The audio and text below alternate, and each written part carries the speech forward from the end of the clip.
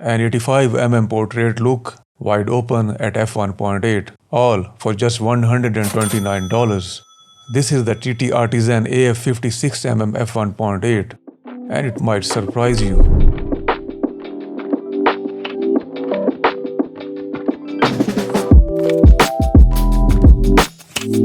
Available for Sony E-mount, Fujifilm X and Nikon Z APS-C.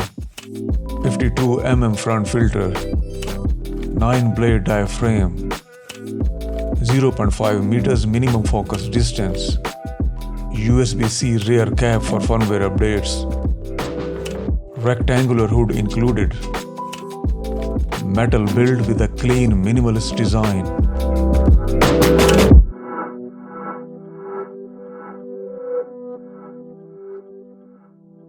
TTArtisan is a Shenzhen-based lens maker founded in 2019, best known for affordable metal primes.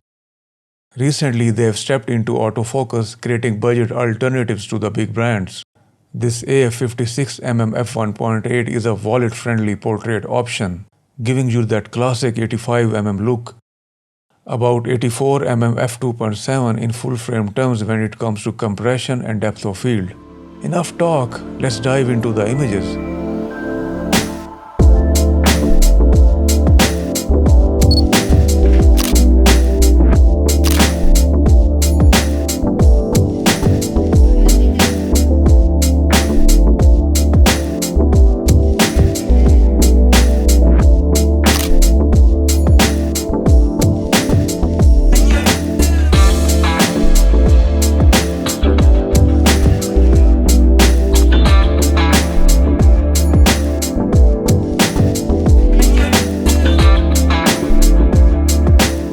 On the A6700's 26-megapixel sensor, sharpness wide open is excellent in the center, really impressive.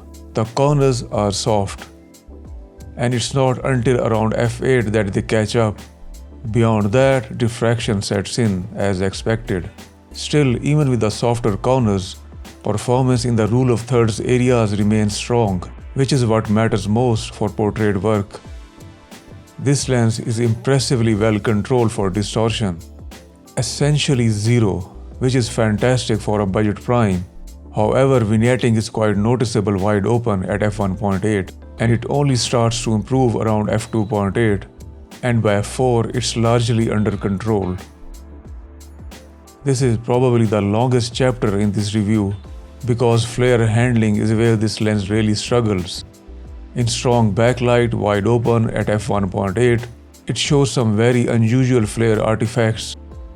Even with the rectangular hood, you will sometimes see spiral-like patterns or a distinct line when the light source sits near the edge of the frame. The good news is that this behavior clears up quickly.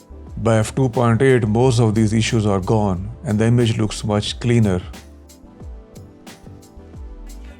Longitudinal chromatic aberration is very minor on this lens. Stop it down to f2.8 and it's almost invisible, and by f4 it's completely gone. Lateral chromatic aberration is not bad either. You will only spot a hint of purple fringing in extreme high contrast edges if you really go looking for it. Overall, the lens handles chromatic aberration well for its class. At f1.8, this focal length gives you strong background blur, and the lens handles bokeh quite well. The bokeh balls are clean with no onion rings or nervous textures. Wide open, you will see some cat's eye shapes toward the corners, and as you stop down, the 9-blade diaphragm shows its polygon character. Overall, it's smooth and pleasant for portraits. For close-up work, this lens focuses down to 50 centimeters. Even wide open at f1.8, sharpness at this distance is good. Stop it down to f2.8 and sharpness really peaks from there, making for an impressive performance in close focus situations.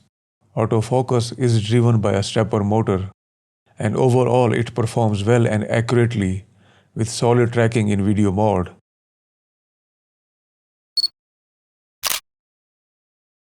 Face and eye detection also work as intended, making it reliable for portraits. The one drawback is noise. The motor produces a noticeable whirring or buzzing sound that an on-camera mic will pick up. The lens shows a significant amount of focus breathing, which becomes very noticeable during focus pulls. For video shooters, it's definitely something to keep in mind when tracking focus.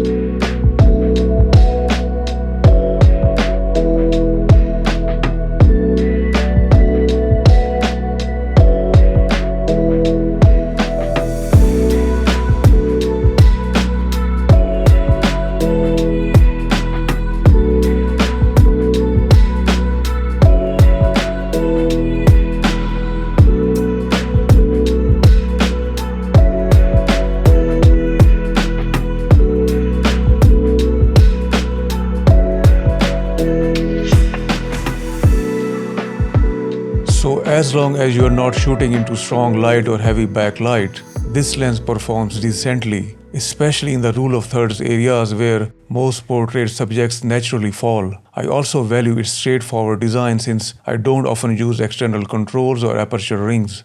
The clean, minimalist approach works well for me. At just $129, it's a solid little lens. Good work, TTArtisan. One little suggestion: a rectangular front cap of this type of hood would be nice. Or might just design and 3D print one myself.